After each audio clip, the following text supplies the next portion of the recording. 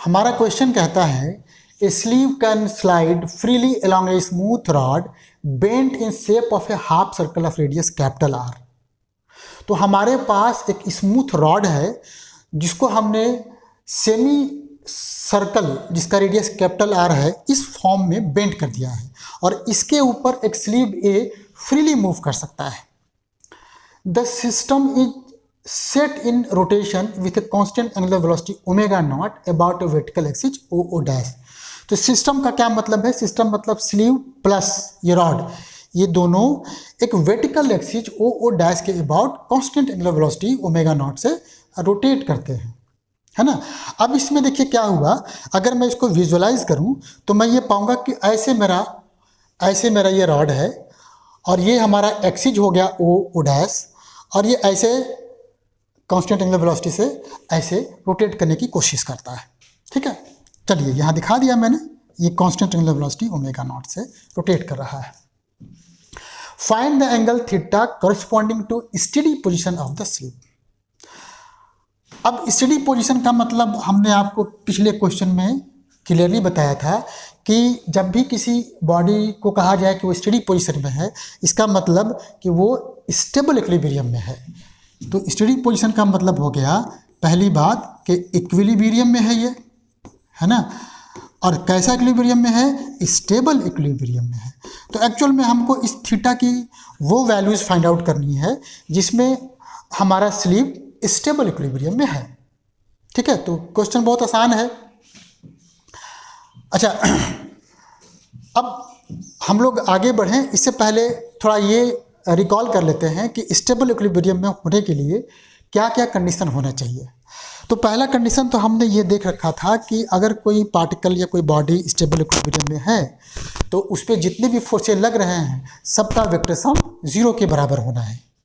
दूसरा ये है कि अगर स्टेबल इक्विलिब्रियम से मैं अपने बॉडी को किसी एक तरफ स्लाइटली डिस्टर्ब करता हूँ तो उस पर एक रीस्टोरिंग फोर्स एक्ट करेगा, वो फोर्स वापस उसको अपने इक्विलिब्रियम पोजीशन पर लाने की कोशिश करेगा। तो ये 2 पॉइंट से हम पूरे प्रॉब्लम को सॉल्व करेंगे।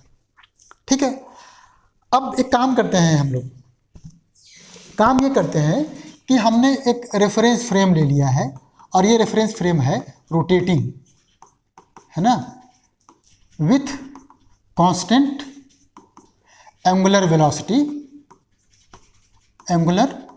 Velocity omega not.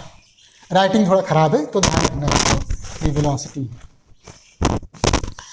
और हमने ये मान लिया कि हमारा जो फ्रेम का कोऑर्डिनेट सिस्टम है उसमें से एक एक्सिस, जैसे कि मान लीजिए जेड एक्सिस, ये इसके साथ कोइंसाइड करता है।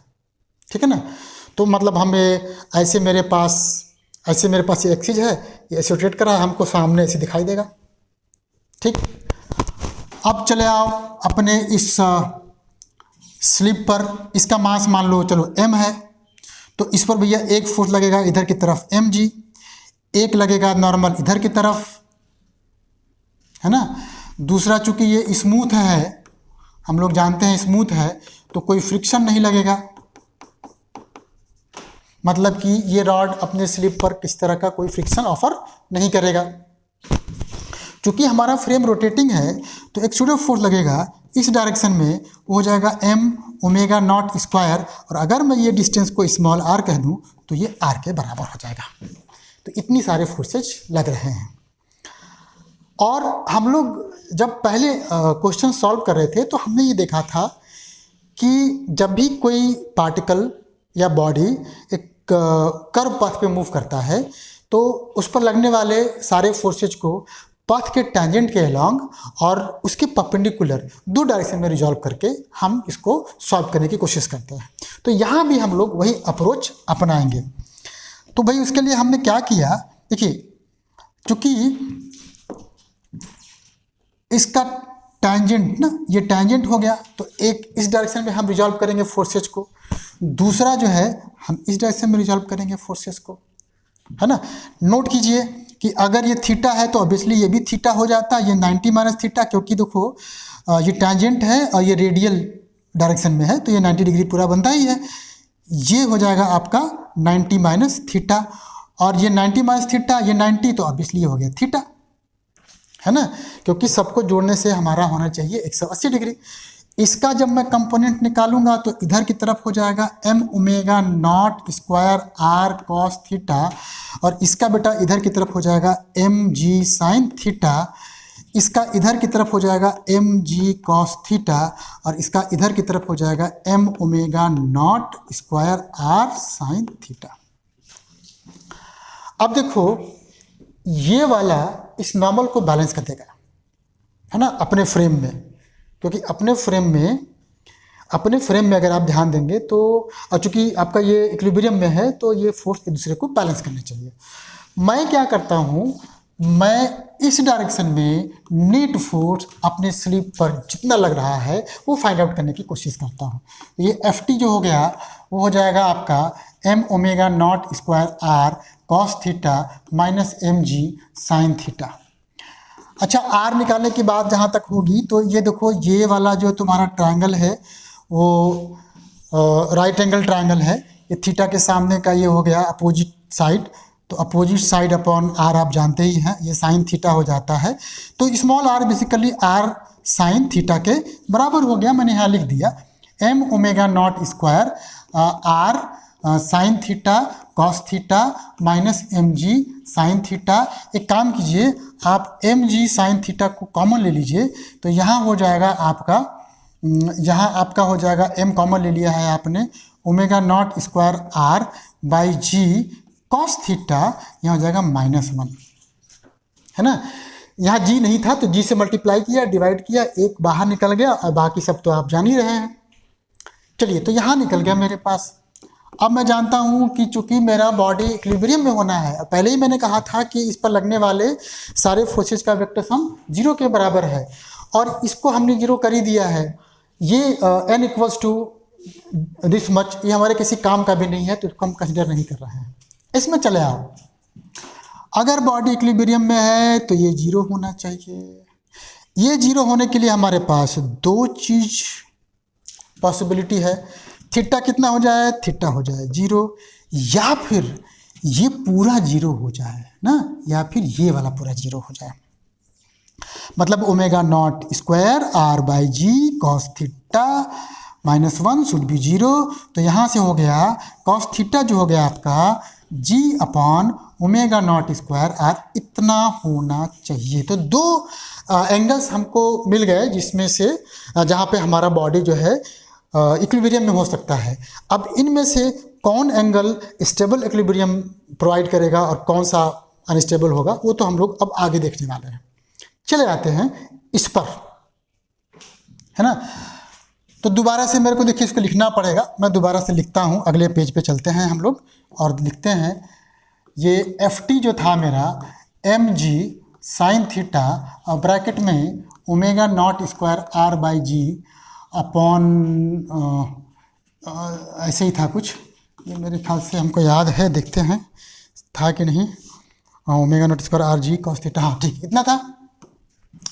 अब समझो, अब जरा समझो, यहाँ पे अगर यहाँ पे यही थीटा है, अगर यहाँ पर ये स्टेबल इक्विलिब्रियम में है, मैं थीटा को थोड़ा बढ़ा दूँ, डी थीटा ऐसे कर दूँ यहाँ पर, तो मैंने क्या कहा था, एक रीस्टोरिंग फोर्स इस पर लगना चाहिए, मतलब कि इस डायरेक्शन में इस पर फोर्स लगना चाहिए। मीन्स अगर थीटा बढ़ाते हो या डी थीटा पॉजिटिव है तो जो डी एफ टी आएगा वो नेगेटिव हो जाएगा। तो याद देखिए यहाँ पर आप इसको थोड़ा सा डिफ्रेंशिएट करेंगे, पहले तो ए ऐसे डिफ्रेंशिएट करेंगे, एम जी तो रहेगा ही। यहाँ पे देखो इसको थोड़ा सा अंदर कर दो, पहली बात तो omega not square are by G हुआ साइन थीटा कॉस थीटा, मैं इसको लिख दूँ sine 2 theta upon 2 minus sine theta, और इसका डिफ्रेंशिएशन करना है ना, इसका देखिए डिफ्रेंशिएशन करना है, ये इसका डिफ्रेंशिएशन करना है। तो यहाँ हो गया मेरा एम जी और ये हो गया omega not square are by G, ये हम सिंपली कॉस 2 थीटा हो गया और ये कॉस थीटा हो गया।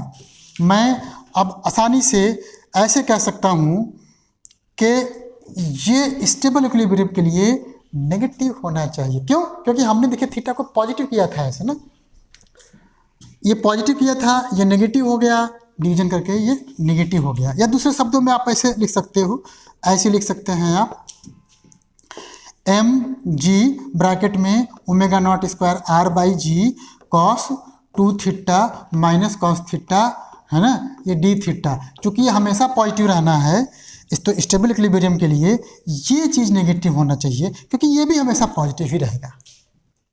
अब चले आओ थीटा इक्वल टू 0 पर।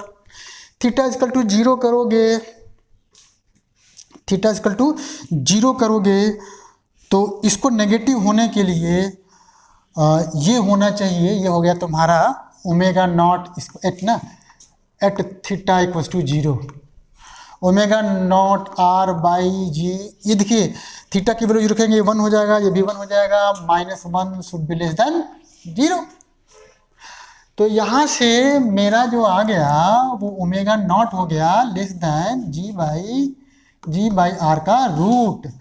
मतलब ये हो गया कि अगर मेरा पार्टिकल यहाँ पर है, लोवेस्ट पोजीशन पर है, तो इस पोजीशन पर पहली बात तो इक्विलिब्रियम में होगा, है ना, हर केस के लिए इक्विलिब्रियम में होगा, और वो इक्विलिब्रियम स्टेबल होगा अगर ओमेगा नॉट की वैल्यू इससे कम हो जाए।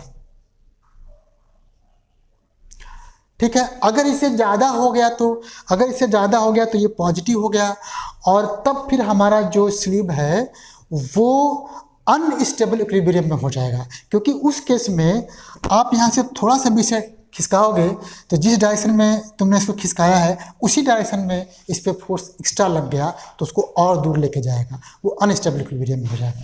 तो स्टेबल इक्विलिब्रियम में अगर थीटा इक्वल टू 0 पे होना है तो ये कंडीशन होना चाहिए। एक बात तो निकल गया।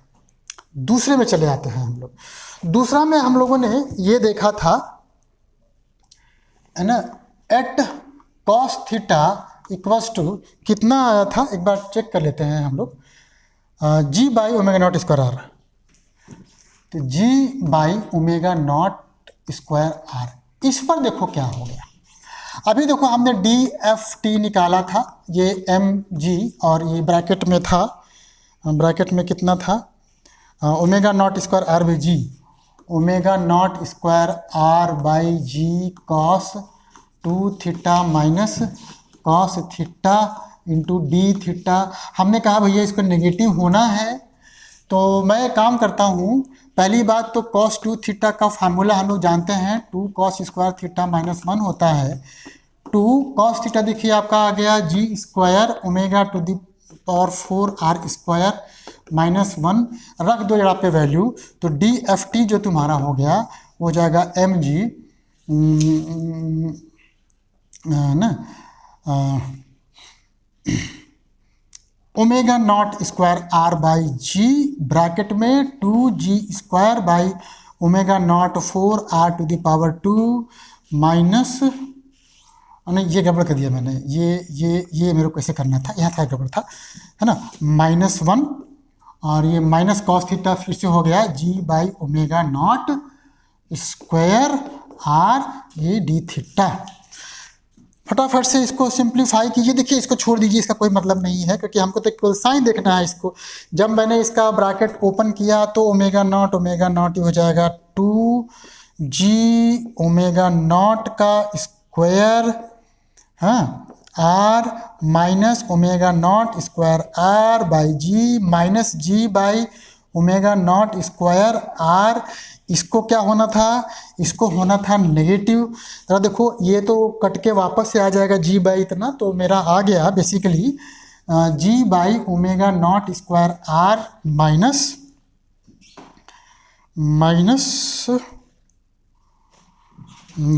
ये हो जाएगा omega not square are by g, that should be less than 0।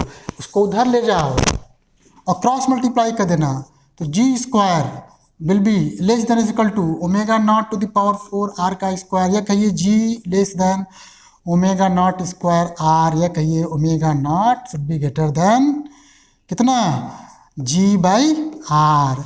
तो भाई क्वेश्चन अब सॉल्व हो गया। ये हो गया कि अगर